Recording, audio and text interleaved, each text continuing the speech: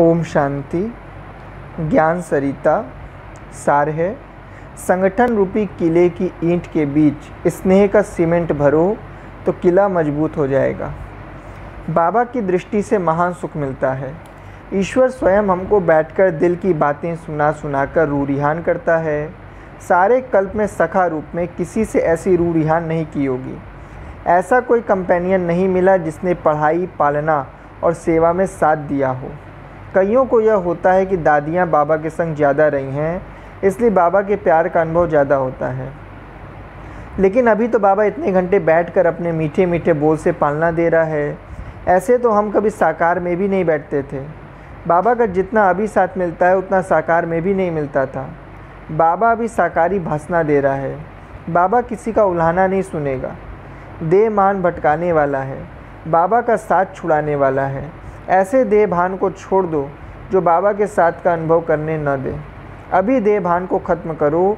यदि सोचेंगे कैसे करें, बड़ा कठिन है, तो मंजिल ऊंची दिखाई देगी। लेकिन बाबा की गोद में बैठ जाओ तो सब सहज हो जाएगा। स्नेह और सहयोग की गोदी में बैठ जाओ। बाबा गोदी का गोदाम खोलकर बैठता है। बाबा की गोद बहुत बड़ी है। बाबा के साथ का अनुभव सदा ही होता रहे। जैसे आत्मा शरीर के बिगर कोई काम की नहीं, शरीर आत्मा के बिगर कोई काम का नहीं तो घोस्ट के रूप में घूमेगी, दुख देगी। ऐसे बाबा के साथ के अनुभव के बिना साधारण लगता है। बाबा का साथ है तो श्रेष्ठ आत्मा है। बाबा के साथ से हम अपने आप को पद्मा पदम भाग्यशाली महसूस करते हैं। हर समय, हर सेकंड, हर श्वास में साथ का अनुभव करना है। अनुभव से साक्षात्कार मूर्त बन जाओ। गीता के यह महावाक्य बड़े प्यारे लगते हैं। जो मेरे साथ बहुत काल से योग लगाने वाला योगी है, वह अंत में साक्षात मेरे समान बन जाता है। साक्षात जैसा बाप वैसे हम बच्चे। बाप कैसा है, कितना न्यारा प्यारा है, कितनी रूहानी आकर्षण है। हमारी रूह को खींचता है, जिस्म के भान से छुड़ाता है। कितना मीठा बाबा है। क्यों मीठा लगता है? क्योंकि जिस्म के भान से छुड़ाता है। बाबा साकार में मुरली सुनाता था तो हम मन ही मन कहती थीं कि बाबा अपनी बुद्धि मुझे दे दो। अभी भी अव्यक्त बाप दादा से कहती हूँ, बाबा अपनी प्यारी पावरफुल दृष्टि मुझे दे दो। बाप समान बनने के लिए दौड़ लगानी है, क्योंकि कर्मातीत संपूर्ण बनने की बगैर संपूर्ण फरिश्ता स्थिति तो नहीं आएगी। सारा दिन शांत में रहो। भोजन भी करते हो तो शांत में, बाबा की याद में। यह भी एक नियम बना लो तो बहुत कमाई है। स्नान करते भक्ति में हर हर गंगे जय गंगे, हर गंगे जय गंगे कहते हैं।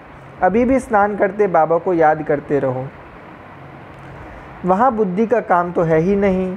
बच्चे स्कूल में जाने के लिए जल्दी जल्दी तैयार होते हैं। स्कूल में सुस्त न दिखाई पड़े, होमवर्क किया हुआ हो।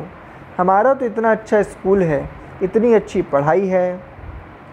बाबा सवेरे सवेरे हमको पढ़ाने के लिए कितनी अच्छी तैयारी करके रोज़ नई मुरली सुनाता है। हमको कभी भी यह ख्याल नहीं आता कि एक समान मुरली होती है। रोज़ नई मुरली होती है। रिवाइज है तो भी नहीं है। भले 10 बार मुरली पढ़ी है, लेकिन फिर भी नई लगती है। मुरली हमारे प्रीतम का पत्र है। प्रीतम के पत्र की तरह छिपा कर पढ़ते हैं, बार बार पढ़ते हैं, फाड़ नहीं देते, साथ में रखते हैं। मन मंदिर में सदा मुरली बजती रहती है। बाबा बजा रहा है, कानों में गूंजती रहती है। तो बाबा जो फरिश्तापन की स्थिति चाहता है वह हमारी नहीं बनेगी तो किसकी बनेगी? कोई बनाए न बनाए, मैं बनाऊंगी। किसी की बने या न बने, लेकिन मेरी बने। हाँ, सबके लिए शुभकामना अवश्य है। अपने ऊपर कितना अधिकार है। अपनी स्थिति ऐसी बनाकर बाबा के सामने बैठ जाओ। तुम भी लाइट, जो तुमको देखे वह भी लाइट। लाइट व सूर्य क्या करता है? अंधेरे को मिटा देता है।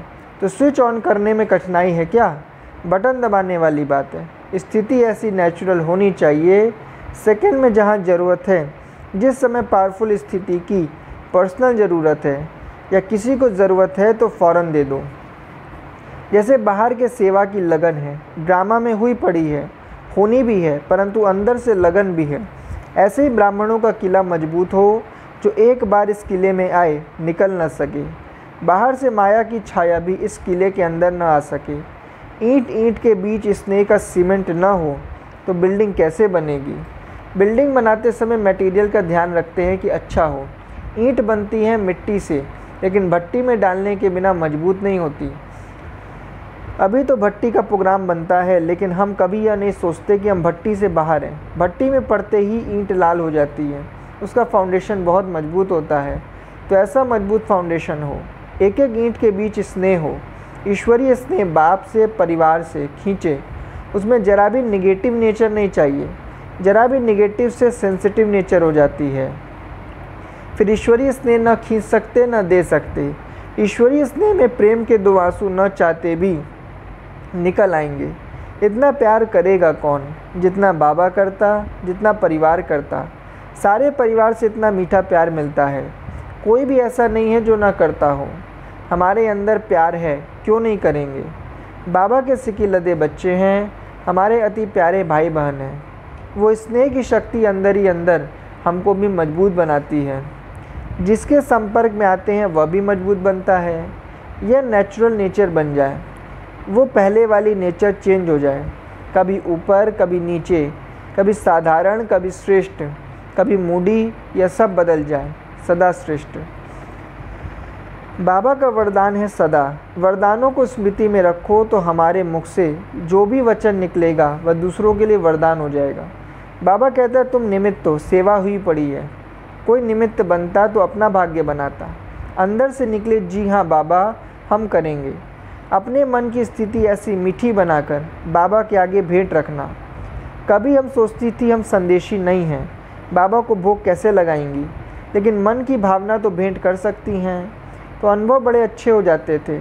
अनुभव हमारे अच्छे अच्छे हों, ग्रहचारी के अनुभव को भूल जाओ। वतन में बाबा के पास बैठो, बाबा के साथ रहो तो अभी अभी हमारी फरिश्ता स्थिति आई की आई। फरिश्ता स्थिति जैसे वाहन है सारी दुनिया को मैसेज देने के लिए।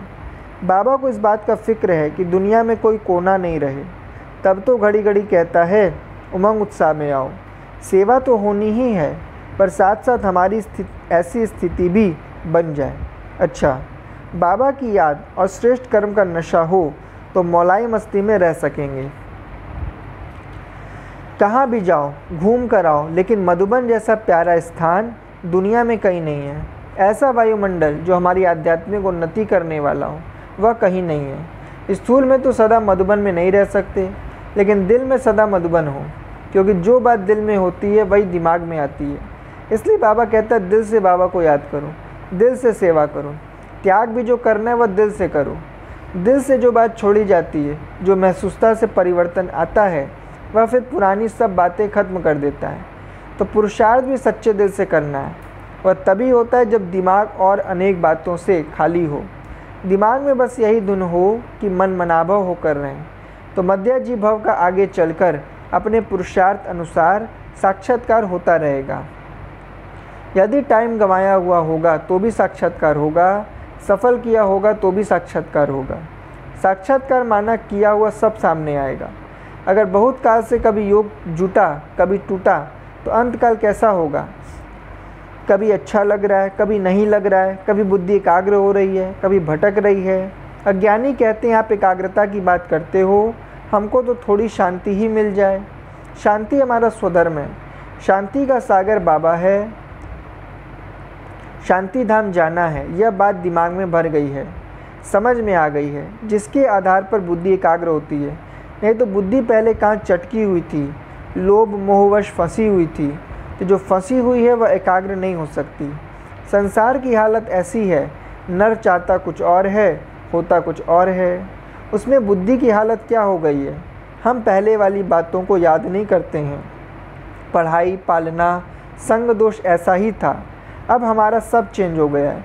एक तो किस माता पिता के बच्चे हैं, तो माता पिता की गोदी में अपने को देख बुद्धि शांत शीतल हो जाती है। बुद्धि जो खाली थी, कचरा था, वह सफाई हो गई है। अच्छी चीज़ मिल रही है तो हम एकाग्र हो सकते हैं। एकाग्रता की शक्ति बुद्धि को स्थिर बना देती है। सदा के लिए हम सुख शांति प्रेम आनंद संपन्न बन सकते हैं। एकाग्रता इन बातों में संपन्न बनाती है। पहले ये चारों चीज़ें हमारे में नील थीं, वो हमारे पास आती जा रही हैं। जैसे लॉटरी मिलती जा रही है। गरीब कंगाल को यदि लॉटरी मिल जाए, ऐसों को लॉटरी मिल रही है। लॉटरी हमेशा भाग्य से मिलती है। जब ज्ञान मिलता है बाबा मिलता है तो यह भाग्य है, लॉटरी मिली है। किस बाप के बच्चे हैं, आँख खोलकर देखते हैं तो लायक बनने की इच्छा होती है। अभी और बातों में रुचि क्यों नहीं है? और लोगों में जैसे घूमने फिरने, खाने पीने, गपशप मारने में रुचि होती है, ऐसे हमारी रुचि नहीं है। वैरागी, सन्यासी, त्यागी हम प्रैक्टिकल हो गए हैं, तभी तो तपस्वी मूर्त बन सकते हैं। तपस्वी मूर्त होकर रहना अच्छा लगता है। तपस्वी कौन बन सकता है? इसमें वैराग्य है। वैराग्य के बिना त्याग नहीं होता, त्याग के बिना सन्यास नहीं होता। तो जो ऐसे वैरागी, त्यागी और सन्यासी हैं, वही सच्चे राजयोगी तपस्वी हैं, वही मस्त रहते हैं। याद में रहने से जब नशा चढ़ता है तो कुछ पता नहीं चलता, भुलाना नहीं पड़ता, भूल जाते हैं। बाबा जो श्रेष्ठ कर्म कराता है उसका नशा रहता है, उसमें फिर दुख सुख, मान अपमान की फीलिंग नहीं आती है। तो एक याद का नशा, दूसरा सेवा का भी अभिमान नहीं। नशा और अभिमान इकट्ठे रह नहीं सकते। नशा भविष्य पद स्मृति में लाता है। हमारा भविष्य भाग्य विधाता बाप के हाथों में है। यह मस्ती तब चढ़ती है जब बाप की याद हो, नशा हो श्रेष्ठ कर्म करने का। पुराना कुछ याद नहीं आए फिर मौलाई मस्ती आती है। बाबा करारा है। ड्रामा में जो नूंधा है वह एक्यूरेट है। ईश्वरीय पढ़ाई हमें देह की दुनिया से पार कर लेती है, तो रूहानी नशा बेफिक्र बादशाह बनाता है। शुरू में बेफिक्र और बगैर कौड़ी बादशाह का नशा रहता था। किसी भी देहधारी से थोड़ा भी मोह रखना बहुत नुकसानकारक है। मोह सच्चा हीरा बनने नहीं देता, दाग लग जाता है, उसकी वैल्यू नहीं होती है। हमें बेदागी हीरा बनना है तो मर्यादा अनुसार चलना होगा। मर्यादा अनुसार चलो तो अपना पार्ट हीरो जैसा बनता जाता है। परखने की शक्ति भी आती है। हम संग दोष में न आए, किसी के प्रभाव में न आए। कई बार कोई कहते हैं हमारा मोह नहीं है, उनका है, तो वह भी दागी बना देता है। इसलिए अपने आप को सेफ रखना है, संभल कर रहना है। अपने गुण का भी प्रभाव अपने पर न हो। मेरे में यह गुण है, यह विशेषता है, यह सब देह भान के जर्म्स हैं। इनको ख़त्म करने के लिए बहुत डीप पुरुषार्थ की, सच्चे पुरुषार्थ की, लगातार पुरुषार्थ की आवश्यकता है। बाबा के घर में मोटी बुद्धि का काम नहीं है। मोटी बुद्धि किसको कहा जाता है? ऊपर से थोड़े में खुश या थोड़े में नाराज, परंतु महीन बुद्धि वाले अपने नशे में रहते। उनकी बुद्धि में रहता अपनी घोट तो नशा चढ़े। अपनी घोटने से नशा चढ़ता है। नशा अभिमान को ख़त्म करता है। मस्ती फिर कभी उतर नहीं सकती। जो बेफिक्र रहते हैं उनका सिवाय बाप के संसार में कोई नहीं है। उन्हें साहेब ही प्यारे लगता है। पहले अपने को फ़कीर बनाओ। फ़कीर माना जिसका कुछ ना हो, जिसको सदा ये स्मृति रहे आए अकेले जाना अकेला, तो प्योर बनकर जाना है। तो अपनी घोट कर मंथन करके देह भान को निकालते निकालते सच्चा सोना बनना है। अकाल तक पर रहने से आत्मा चमकती है। आत्माभिमानी स्थिति में रहने से बाबा के नज़दीक फील करते हैं। भविष्य भी स्पष्ट दिखाई पड़ता है। प्रेजेंट ने पास्ट को सारा ख़त्म कर दिया है। प्रेजेंट बहुत पावरफुल है। यह घड़ी बहुत वैल्यूबल है। कमज़ोर संकल्पों में इसको वेस्ट नहीं करें। पास्ट के पाप नाश करने वाली ये घड़ी है। भविष्य ऊंच प्रारब्ध बनाने वाली ये घड़ी है। बाबा के साथ का अनुभव करने वाली ये घड़ी है। ये घड़ी हमें हीरे तुल्य बनाती है। किसी को न देखो, न अपने अवगुणों का वर्णन चिंतन करो। यह मोटी बुद्धि का काम है। जो हुआ मुझे सीखने को मिला। आँख खुली तो नशा रहेगा, नहीं तो थोड़ा समय नशा चढ़ता है फिर नशा उतर जाता है। तो सदा उस खुशी में, नशे में, उमंग उत्साह में रहो। एक दो के गुण देख हर्षित रहो। प्रभाव और घृणा बुद्धि को एकाग्र होने नहीं देता। तो शांत चित्त, हर्षित चित्त बनने के लिए एकाग्र होने की आवश्यकता है। एकाग्र तब होंगे जब बुद्धि को ज्ञान की खुराक देंगे। पुरानी बातें मिक्स कर देते हैं तो शक्ति नहीं आती है। अपने पर अभी कृपा करके अपने में शक्ति भरनी है। पुराने संस्कार, स्वभाव, आदत जरा भी नहीं रहे। सच्चा पुरुषार्थ करके अपने आप को साफ, शुद्ध, अच्छी आत्मा बनाना चाहिए। परंतु योता यह है कि दूसरे की पुरानी बातों को भी भूलते नहीं हैं। एक तो अपना भी नहीं छोड़ते और दूसरे की पुरानी बातों को भी नहीं भूलते, तो पुरुषार्थ में सफलता नहीं होती।